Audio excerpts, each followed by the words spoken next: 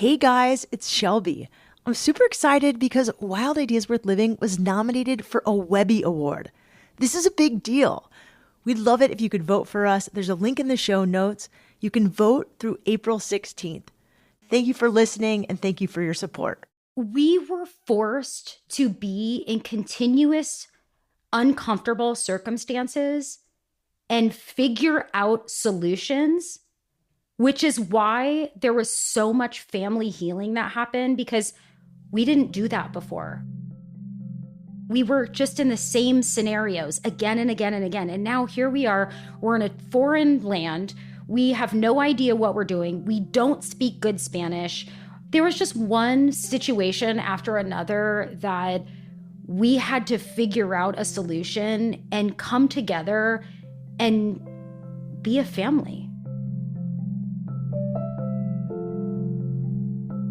A few months ago, our team got a pitch from writer, yoga teacher, and entrepreneur Lauren Duke, and it really made an impression on us. Lauren holds a master's degree in psychology with an emphasis in physiology and body-based behavior. She spent her career thinking about how physical movement can help us process our emotions. In 2023, Lauren turned that curiosity into a very personal experiment.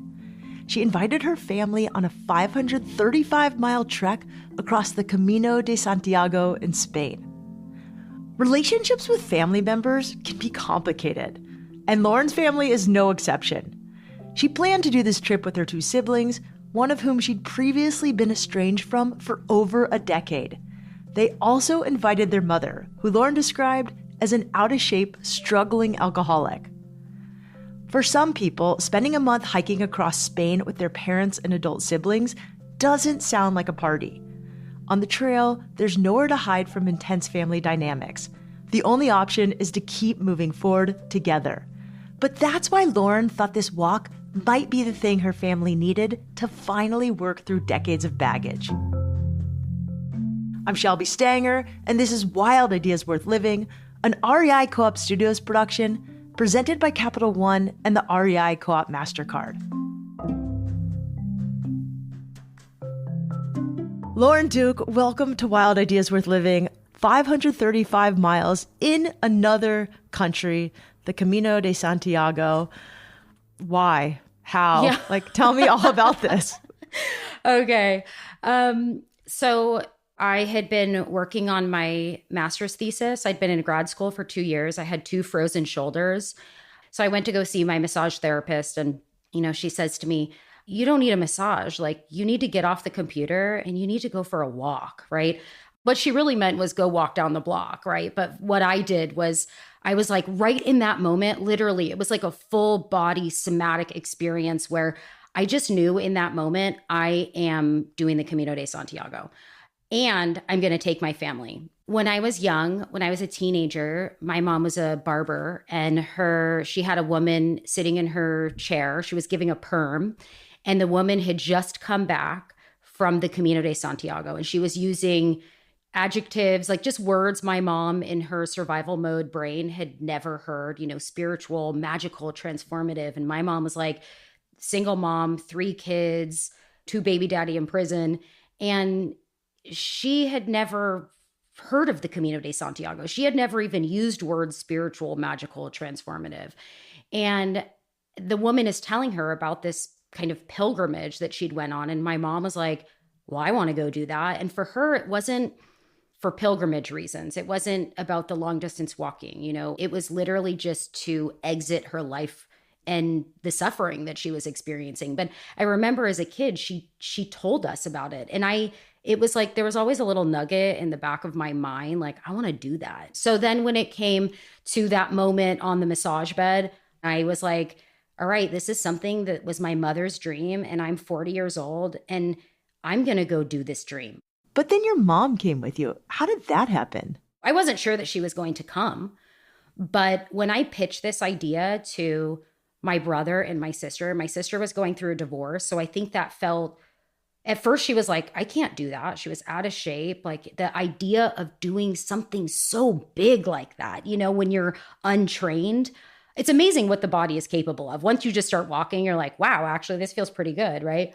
But I think for her, there was something in accomplishing something like that she knew would make her feel strong and empowered, and a level of like self-efficacy that she wasn't feeling that would help her kind of move through the healing and grief process of her divorce.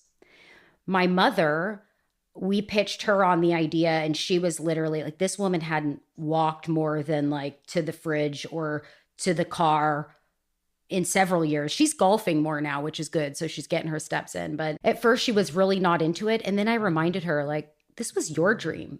Don't you remember that? This is the thing that you wanted to do. Let's do it together. And then she was like, okay, I'll do it.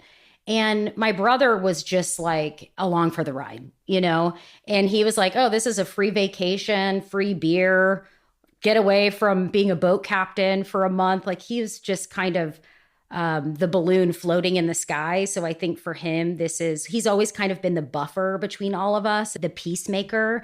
That was his role in the family. And so I think he was almost innately like, I kind of got to go to buffer it too. There were hangups and concerns, but at the end of the day, each of Lauren's family members agreed to the adventure. The Camino de Santiago is a network of ancient pilgrimage routes that run across Spain, France, and Portugal. There are many different ways to walk it. Some people spend just a few days on the trail, while others take weeks and even months. Ultimately, every route ends up at a cathedral in a city called Santiago de Compostela. Lauren and her family chose to walk one of the most difficult mountainous routes called the Camino del Norte, which begins in the city of San Sebastian in Spain. They also decided that because she wasn't in the best shape, their mom would meet them halfway through the trek. In April 2023, Lauren and her siblings flew to San Sebastian to prepare.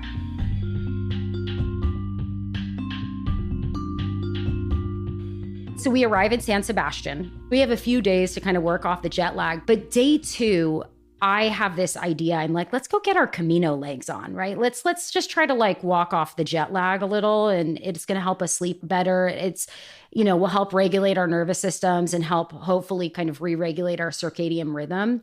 So we go walk down it's a whole cobblestone road. We walk all the way into San Sebastian. We go to the old church. We're going up all the way at the top of this mountain. Like we did a big hike, and this was just supposed to be like a little stroll down the road. And so on the way back, I see these signs, which are clearly X's, like don't go here. But I didn't want to go back the way that we came. And the way that we came was on this kind of winding highway. And so it was really loud. And so I was like, okay, I can see that there's a path right here. And maybe if we take this path, we can find a different route back to the hotel. My sister is losing her mind. She is like, we are supposed to be resting right now. We have to walk 500 miles. Like, what are we doing on this walk? I should be resting. And she's telling me and my brother, we're not going that way. But me and my brother were like, well, we're going that way. You could go whatever way you want, but we're going to go that way. And so she actually ends up, she's screaming at us from behind because she can also see that the ex is saying, don't go this way, which is very typical eldest child, right? She's safer. She wants things to be predictable. So she's screaming at us. She's very upset. We walk her along the edge of this cliff and it's a little sketchy. And she is like, I can see she's a ways behind us, like, and she's just pouting. Like I can hear her kind of huffing and puffing back there. And all of a sudden, I hear my brother from around the corner and he's like, oh my God, waterfall. And my sister, all of a sudden in 30 seconds, her whole vibe changes, right? And she's like, what? And Danny goes, yeah, waterfall, like private secret beach, waterfall. And all of a sudden her vibe just, she just jets around the edge of the cliff. And here we are, we're on this like secret, beautiful private beach with a waterfall hitting the sand. I mean, it was just so beautiful. And so we went from like, there's about to be a meltdown. Like at any moment, we are all kind of going back into our first child, second child, third child patterns in our sibling rivalry to now all of a sudden we are on the most beautiful beach and there is a waterfall coming down into the sand and just trickling down into the water. And we can like so explicitly see a path that wanders back up to the brick road that goes back to the hotel. And if we hadn't gone the other way, if we hadn't gone the kind of less traveled path, we would have never had that experience, which was actually the first experience on the Camino where we kind of bonded as a team. Like all of a sudden, we are in the same place. It's so beautiful. And we were so happy and we were like high-fiving, like, oh my gosh, this is awesome. And that was so cool for us because we've just had so many experiences that end bad that we have a loop. Like our bodies actually believe and our psychology actually believes that it's always going to turn out how it turned out before. And now all of a sudden, we have a new story. And we are all on the same page as we are walking back up the hill, back to the hotel on day one. The day after that waterfall hike, Lauren and her siblings set out on their 535-mile journey. The interesting thing about the Camino is that it passes through all these little Spanish towns with simple hostels called albergues, which cater to thru hikers and pilgrims. Because they were staying in these towns, Lauren and her siblings carried backpacks with clothes and water, but they didn't need to bring sleeping bags, tents, or food.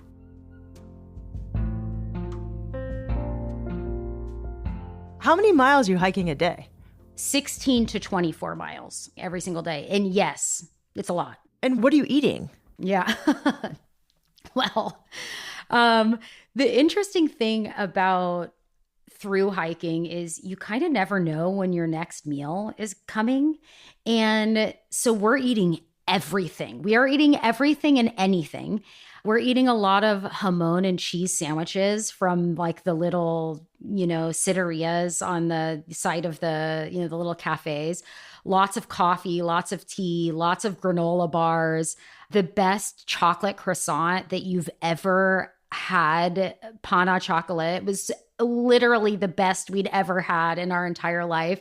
We're just eating all things. We're eating seafood, but literally all of us were like disgustingly full every single day. And that's also one of the things that is pretty well known about the Camino de Santiago. Like at some point it was also like a wine trail. You're drinking wine and you're eating. It's like, and you're doing this with other people. So there's a level of communing. There's this element of safety on this pilgrimage because there's hotels, there's cafes, there's coffee shops, there's all sorts of things on the way. Okay, so you guys are doing some really big mileage. It's impressive. And then every night you're staying in like a hotel or a hostel or a church or somewhere. Yes, different places. There's all sorts of places along the trail and for kind of everyone's comfort level, right? There's hotels, there are monasteries, there are churches, there are albergues. We're staying at all of them.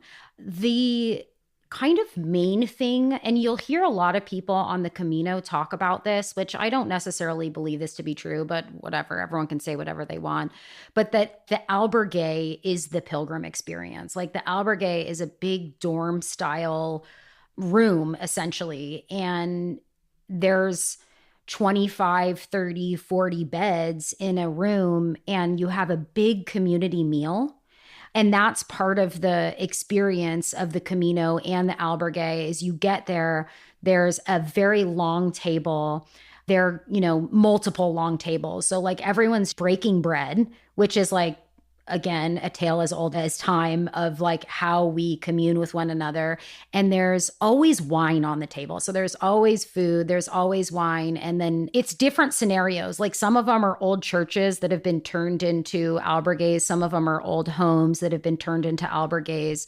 Most of them are dorm style though. And you really get to meet a lot of people doing that, but also it's so uncomfortable. It's so uncomfortable. It's like you have all these people in a space and people smell and they have different sleep circadian rhythms and, people fart. You're not sleeping. So there's like a level of irritableness and grump that comes along with this journey as well because you're not comfortable, but like there's something about doing that with my family that, I think made it more comfortable for us, but also made it so funny. Like it just created so many scenarios where we're just like, oh my gosh, I can't believe we're in this scenario again. And again, it's novelty, but they're funny situations. And it's just creating these outlets for us to kind of relate and laugh hysterically,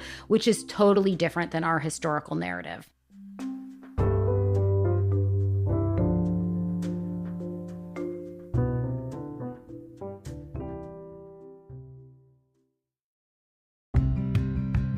We talk a lot on this show about the training and gear you need to go after a wild idea. With the REI Co-op MasterCard, everyday purchases can support your wild ideas and turn them into limitless possibilities. Trail miles, summit views, and that family camping trip you plan to take this summer. Here's how it works. Card members earn 5% in card rewards on every purchase at REI and 1.5% on everything else. Groceries, gas, your morning coffee, it all adds up. And the best part, you can redeem card rewards as soon as you earn them. That means grabbing those new trail runners you've been eyeing and keeping more cash in your pocket. It's quick and easy to see if you're pre-approved. To learn more about the REI Co-op MasterCard program, go to rei.com/MasterCard-podcast. That's rei.com/MasterCard-podcast. Terms apply.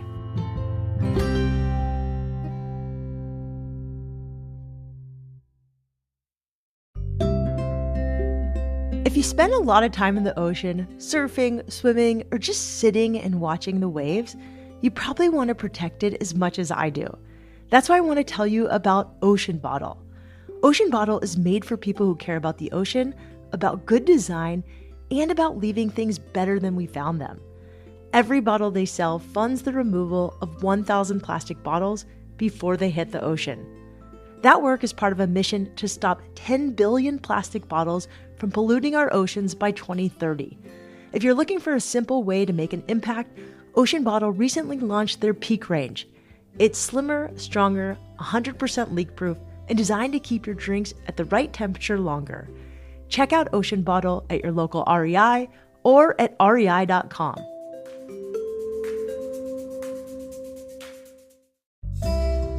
You know that feeling when the trail turns a corner and boom, in front of you is a massive mountain or jaw-dropping canyon vista.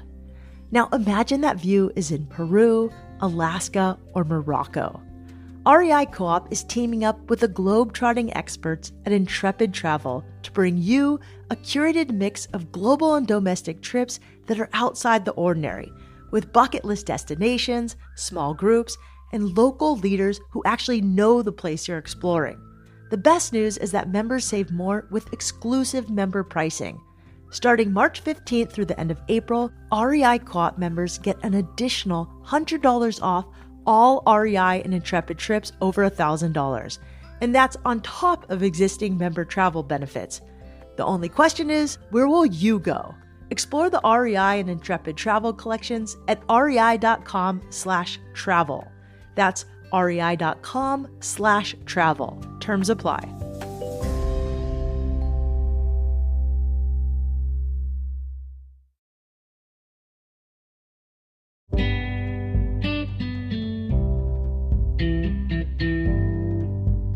In 2023, Lauren Duke and her brother and sister set out to walk 535 miles across Spain on the Camino de Santiago. For the first couple of weeks, it was just the three of them, learning how to navigate long days, sore feet, and the occasional disagreement. But 2 weeks in, their mom joined the hike, and suddenly, the family dynamic shifted. So you guys get about halfway together before your mom joins you. Is that correct? Yes. The second my mom joined us, it was reversion to all childhood patterns and behaviors. Like at this point, we're in a town called Navia. And how many days have you been hiking by this point? We're over 2 weeks in. So we've gone hundreds of miles at this point. This is so interesting. Okay, so finally, you guys have been doing this for a couple weeks. You meet up with your mother. You guys go back to all of your childhood terrible habits. But then what happens? Like, talk to me about it. Is there a shift at some point? Yeah, there is. Mom shows up at the hotel and we're having dinner. And me, my sister, and my brother doing our normal banter. And we're kind of making jokes how walking this pilgrimage or this long journey is how we're like working out our childhood trauma. And then all of a sudden, my mom just loses it and snaps. And she's like, what is all this talk about trauma? You guys don't have any trauma. And it was just like record screech, just like, just, I think to all of us, it becomes very clear that, like there's tension. And where we were kind of talking honestly about everything, our mom isn't really on the same program and narrative as we are. So that was the first night in the hotel where it just became very clear, like, oh no, this is going to be a very different trip after she got there. So then how do you guys keep going? The next day we start in Luarca and we start kind of walking up this kind of winding road through this big kind of, it was like a cow pasture, right? And it was pretty steep. And my mom was making us stop a lot. And again, we were kind of, my brother just took off. Like he was so annoyed. And my sister and I were walking with our mom and we just keep looking at each other like, oh no, we have this thought like maybe she's not going to make it, right? And so we're being like overly cautious. And I think this is the moment where I really, really start to see my mom's humanness. And majorly where the roles reversed, where we are not our mother's daughters. We are now parenting my mother. Like we need to come together and take care of our mom and make sure she makes it through this. And the funny thing is, all of a sudden we got to the top of that hill and we had to cross a giant freeway at the top of the hill. And my brother is already up there. And before my mom was there, we were crossing highways and freeways left and right. And so here we are, we're at the top of this road and we're like looking at each other like, oh no, I don't think that we can cross this freeway with our mom. Like she's not even fast enough to do this. And we're not saying this in words. We're just looking at each other. And like, we've all known each other for so long that like, we know what that look means. It's like, how are we going to get our mom across this road? And next thing you know, my mom is like, you guys are treating me like a child. I have been doing this stuff longer than you guys have been alive. Like I have basically been getting myself through the muck since time immemorial. And she just like pulls on the straps of her bag and she just runs out across the road into traffic to the other side. I mean, it was like things escalated quickly and we just all looked at each other and we are just like little ducklings chasing our mom across the road. Whereas like 10 minutes ago, we're like afraid that our mom is fragile and she's going to die. And now all of a sudden she's on the other side of the road, right? And her confidence after that moment completely transformed. Sometimes Lauren's family walked shoulder to shoulder for hours, and other times they drifted miles apart. This constant ebb and flow ended up being nice because it gave them intentional moments to reconnect as a family while still leaving plenty of room for solo time. Step by step, Lauren felt the family dynamic shifting in subtle ways. Finally, after 5 weeks on the road, the family approached the Compostela. The very last day, when you get to the very end, tell me where you go and what is that moment like? So one thing I didn't mention is that the entire time, my mom is struggling with the worst blisters on her feet, and so is my sister. But my mom, her feet they were a monstrosity. They were pussy. They were liquid filled, they were swollen, they were bloody, and we were grooming and nursing and bandaging my mom's feet every single day. And there's actually lots of research about how long distance treks like this, there's a level of social grooming that creates so much bonding, like social grooming that you don't normally do in life.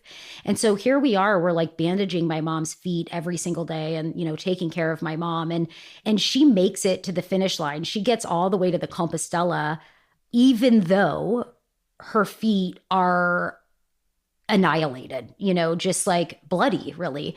So we make it into Old Town Santiago and we walk into Old Town, which is just so beautiful. It's just these like narrow cobblestone roads, and there's all these people who've already made it. Like you can see the like elation and joy on people's faces. And there's just all these pilgrims kind of sitting around and drinking beer and celebrating. And you can hear the accordion music in the distance. Amazing. So it was just like a cacophony of sights and sounds and smells. And we get all the way into the square where the cathedral is. And we're just expecting something magical. Like, here it is. It's the end, and it's going to be the most magical, mystical, and transformative place we've ever been.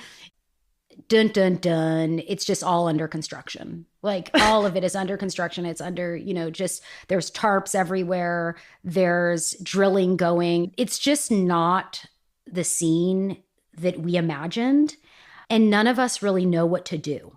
Like, it's this experience where we're all kind of looking at each other like, well, what now?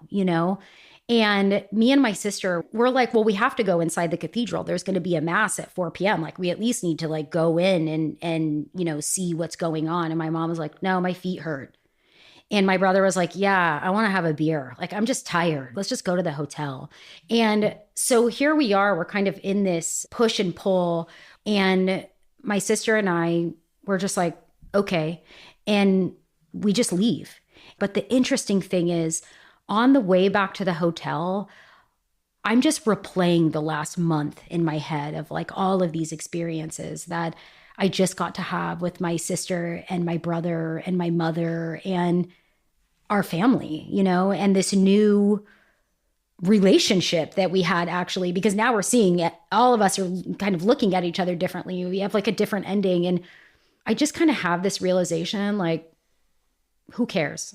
The whole thing illuminated my life and my relationship with these people and the relationship I wanted to have with these people. And it was never about making it to the cathedral. It was about being on that journey together and creating a new story together. So I kind of let go of the big ending moment and realized it wasn't about the ending. It was about the journey. As cliche as that sounds, it is so true. I mean, of course, there's still a part of me that wants to go back and have the like big peak experience, but that wasn't what the universe had in store for us. The universe had a 40-day Lentish pilgrimage where I got to completely transform my relationship with people that I have historically had a really tumultuous relationship with. Like, that was the peak experience, transforming our family.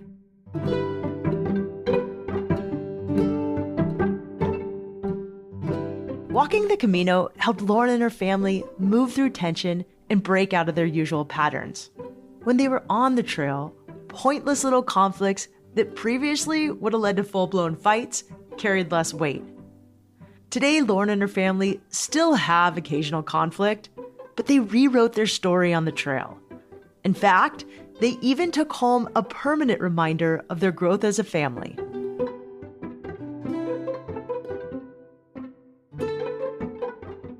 So after Santiago, we're in a rental car and we're driving to Madrid because we're going to spend a few days in Madrid, decompress, and then we're going to fly back to the United States. And while we're driving, I just have this wild idea that we should get a Camino tattoo. Like, I just pitch it to the car and my brother's like, yeah, my sister loves tattoos. And my mom's like, I'm not getting a tattoo. And immediately goes into this very rigid, contracted space. Like, her generation doesn't get tattoos. Like, why would I ever get a tattoo? And I say to my mom, it's not about anyone else. It's this tiny little talisman that every single time you look down at it, you remember what you just did with your children. And you remember how empowering this experience is. And all of a sudden, just that right there, I could just see her like face lit up and her mind just changed. And she goes, okay, vale. And it was like, oh, I guess that's our tattoo. What it means is you roll with the punches. And that's what we're going to do now as a family. Like, you never know what's going to happen, but we're going to get through it together. So you all have Vale tattooed on your arm? We all have the tattoo.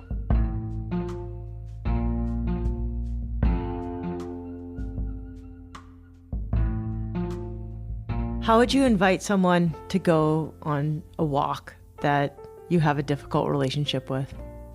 Gosh. Well, I think I would ask them if they want to go on a walk, but I think the other thing that's really important is you ask them if they want to go have some fun, because we need to do more things that are fun together. Like, walking is therapy. It's our original therapy. It's how we got up and developed our brains, and it is the original medicine. But I also think maybe some people think it's boring.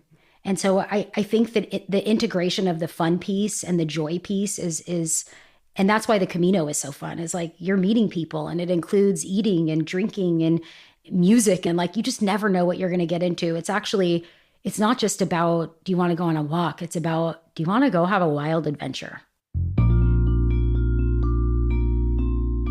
Lauren and her siblings decided to continue their tradition of taking long walks together.